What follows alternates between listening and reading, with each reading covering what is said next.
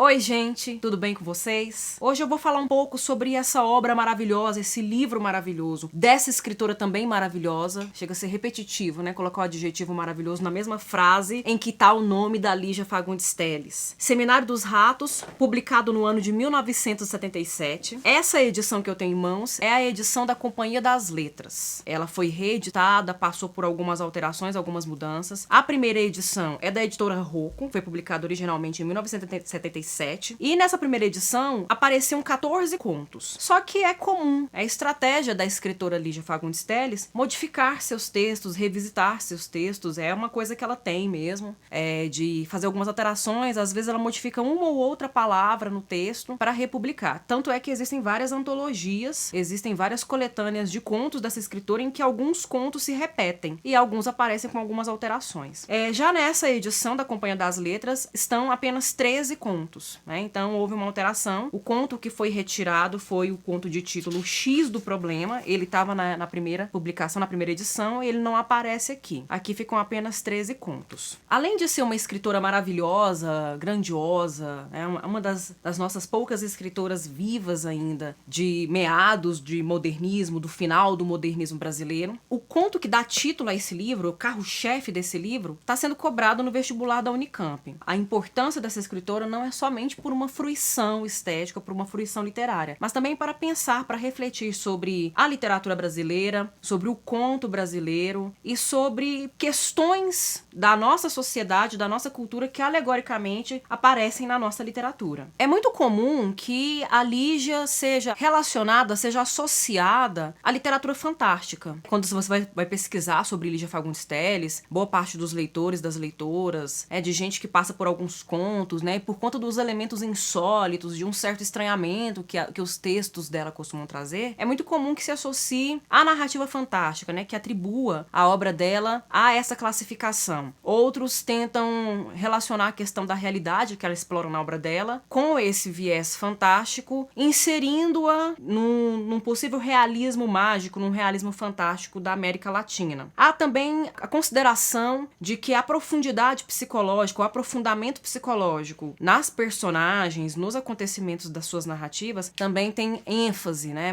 É dada muita ênfase, muita importância, sendo considerada aí uma escritora, uma narradora de uma literatura mais psicológica. E de fato, realmente há essa introspecção, um certo intimismo na obra da Lígia. Há também a exploração de elementos que parecem muito mais sobrenaturais, né? Que provocam realmente um estranhamento, parecem fugir da ordem lógica da nossa realidade, parecem muito mais pertencer ao mundo dos sonhos, né? Ou a um pesadelo, né? Enfim, ou uma espécie de transe em que a gente não controla o inconsciente. Mas nesse livro, nas obras da Lígia em geral, mas nesse livro especificamente, que é considerado uma das obras mais importantes dela, há um algo mais, né? Além dessas questões que dizem respeito à psique, à introspecção, a um sobrenatural, talvez, né? Ou algo que rompe com essa realidade tal como a conhecemos, há também elementos que dialogam muito com questões sociais, com questões políticas do nosso país, e também há questões de caráter, inclusive, filosófico, existencial, na medida em que ela vai tratar da condição humana, da experiência humana. Tanto é que os temas mais comuns nos contos, nos romances e nesse livro são o amor, o medo, a paixão, a morte, a loucura, questões que fazem parte da nossa natureza, questões que fazem parte inegavelmente da condição humana, que pode nos acometer.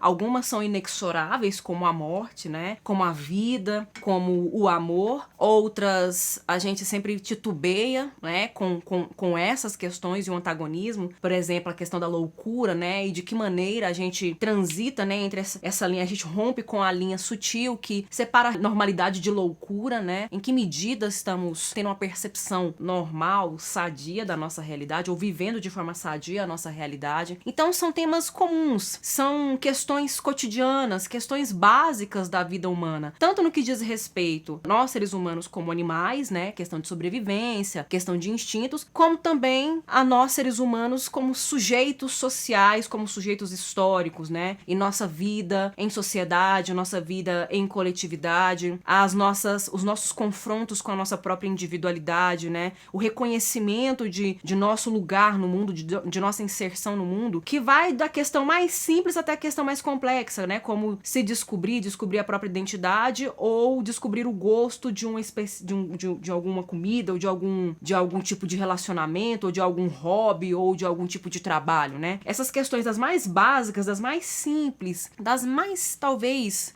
ínfimas, até aquelas mais grandes, grandiosas, que definem mesmo a nossa vida, essas questões são exploradas a partir das personagens que ela traz aqui. Porque nós não temos grandes heróis, né? Nós não temos cavaleiros medievais, não temos princesas, príncipes, guerreiros, divindades, não temos nada disso. Temos pessoas comuns. Nós temos pessoas comuns vivendo vidas comuns. Mas o modo como a Lígia vai explorar essas questões que são inerentes à nossa condição e à nossa natureza é que faz toda a diferença. Com uma delicadeza, mas também uma complexidade e uma simplicidade, uma sensibilidade, mas também com um peso maior, né? A mão pesa um pouco mais, é como se tivesse uma faca na mão, cortando e destrinchando, sem se preocupar até que ponto esses cortes vão sangrar. Isso, de certo modo, está muito relacionado, isso vai ao encontro daquilo que eu costumo muito dizer, que eu gosto muito de falar, que a literatura não está separada da vida. Né? Os caminhos da literatura são muito semelhantes aos caminhos da vida, né?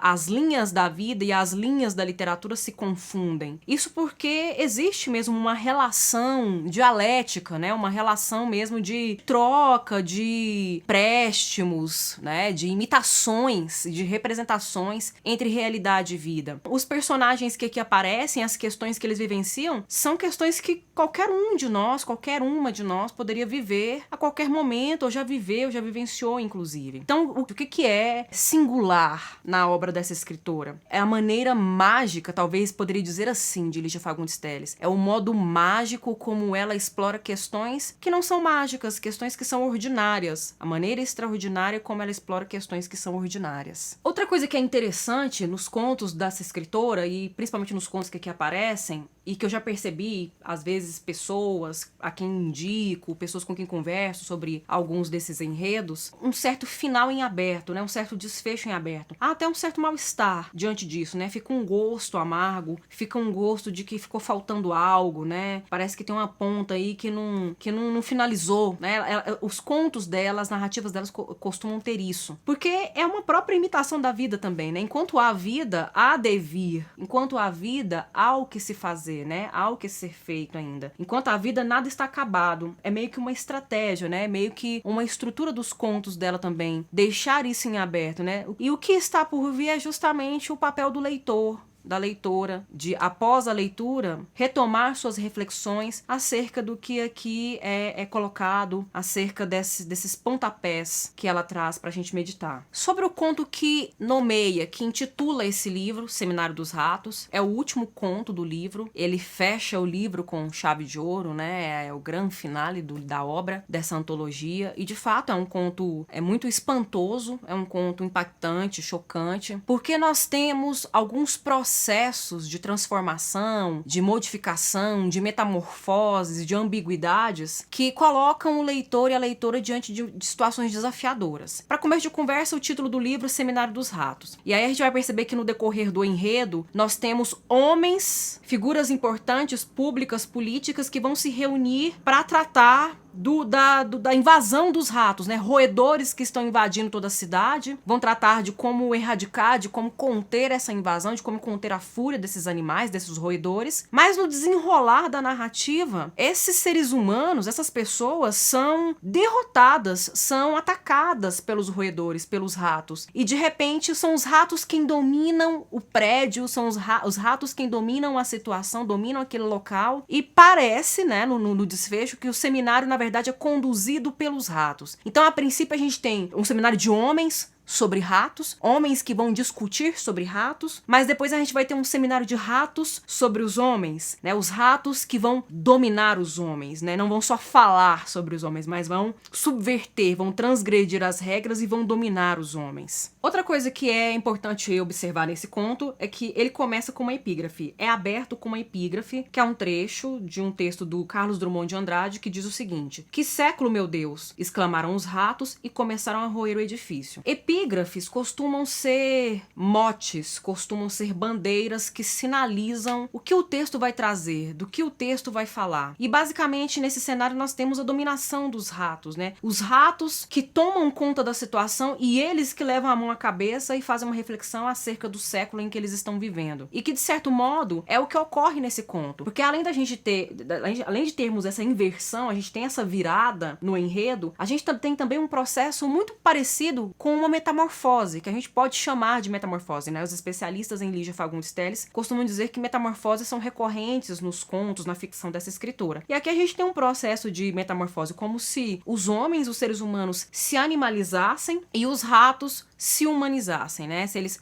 adotassem postura e comportamento humano. E é muito legal porque os personagens humanos, eles não são identificados por seus nomes, eles são identificados por suas funções. Um desses personagens é o secretário do bem-estar público, o que é uma grande ironia, né? Outro elemento muito importante, muito forte, decisivo nesse conto. A questão da ironia. Além da ambiguidade, a gente tem a ironia. Porque ele não, de bem-estar ele não tem nada, né? Ele tá acometido pelo gota, ele sofre dessa doença, ele sofre desse problema, tá com a perna, o pé inchado, colocado pra cima quando ele vai receber a visita do chefe de relações públicas, e ele reclama, lamenta, faz caretas de dor, de sofrimento, de mal-estar, até que o chefe de relações públicas pergunta pra ele o que acontece, o que ele tem, né, o que tá acontecendo. Ele fala que ele tá acometido pelo gota, até que o chefe de relações públicas cantarola a música do Chico Buarque, né, Pode Ser a Gota d'Água, que inclusive é uma canção feita pra peça Gota d'Água, também do Chico Buarque. É uma tragédia moderna, adaptada de uma tragédia grega intitulada Medeia. E aí, enquanto essas pessoas, esses seres humanos, não têm uma identidade marcada, não são identificados por seus nomes, mas apenas pelas suas funções, já há um processo aí de coisificação dentro desse contexto. Embora, no final das contas, o que a crítica do conto sugere é que, de certo modo, eles sejam responsáveis por isso, porque eles são responsáveis por tomar decisões políticas, e ao que tudo indica, eles tomam decisões políticas erradas, porque há um determinado momento em que uma possível solução para esse volume enorme de ratos é que cada família brasileira tivesse um gato, tivesse gatos para poder caçar esses roedores. Até que a resposta que o secretário do bem-estar dá é que as famílias estão em uma situação tão precarizada que as famílias mesmo devoraram os gatos e já não tem mais gato nenhum para ser distribuído e para caçar os ratos naquela situação. Então a gente tem aí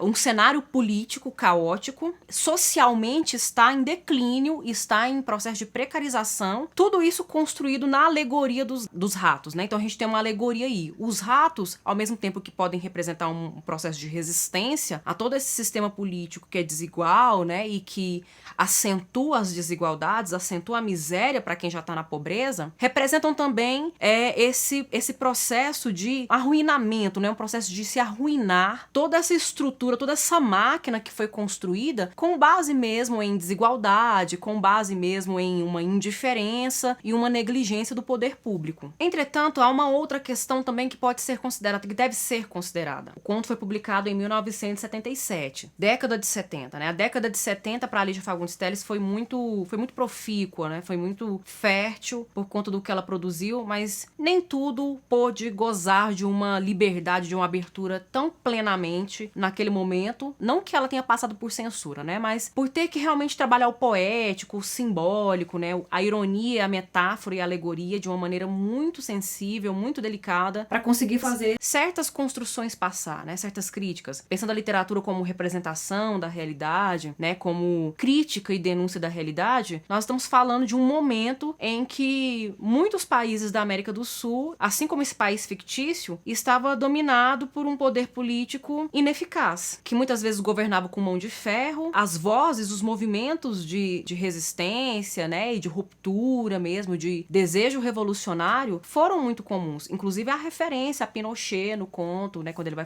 falar do vinho que ele quer tomar, aí vai falar que é o vinho da marca Pinochet. Embora ele não mencione claramente ditadura, não fale em ditadura, a gente sabe que o Brasil de 1977 estava passando pela ditadura militar. E mais ainda, né, no conto tem um momento em que os ratos, quando eles invadem, eles roem tudo, eles roem fio, eles roem móveis e eles roem os fios de comunicação. Aí não tem energia elétrica, não tem meio de fazer ligações, não tem como ligar o rádio, não tem como estabelecer comunicação e obter informação. Algo que foi muito comum, muito recorrente, oriundo dos processos de censura, né, dos censores durante a ditadura, e mais ainda quando foi instituído e estabelecido o AI-5, que além de censurar, punia com mãos de ferro e com violência, mesmo quase que roendo as entranhas e as estruturas das pessoas e da sociedade. E no final das contas, essa referência intertextual do Chico Buarque com Gota d'Água, ela não é ao acaso, né? Ela não é casual, não é uma simples coincidência, porque já ao observar essa referência intertextual com uma tragédia, com um texto que é trágico, a gente já vislumbra um desfecho para esse conto também que vai ser trágico.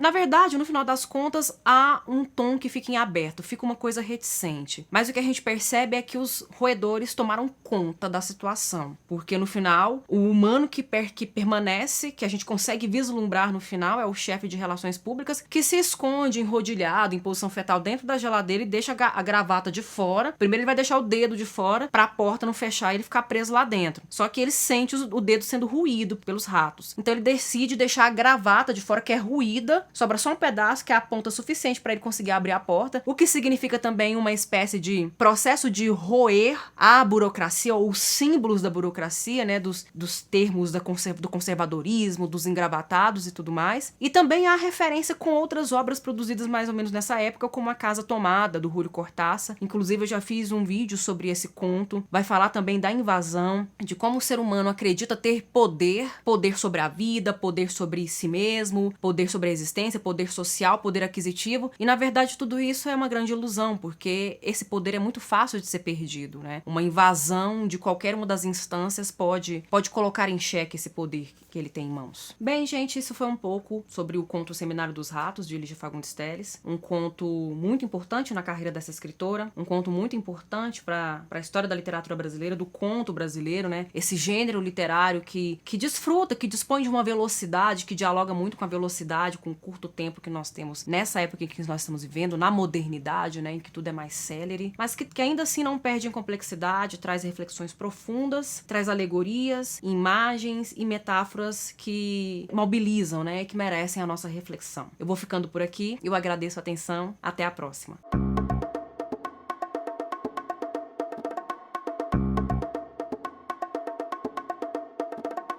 Thank you.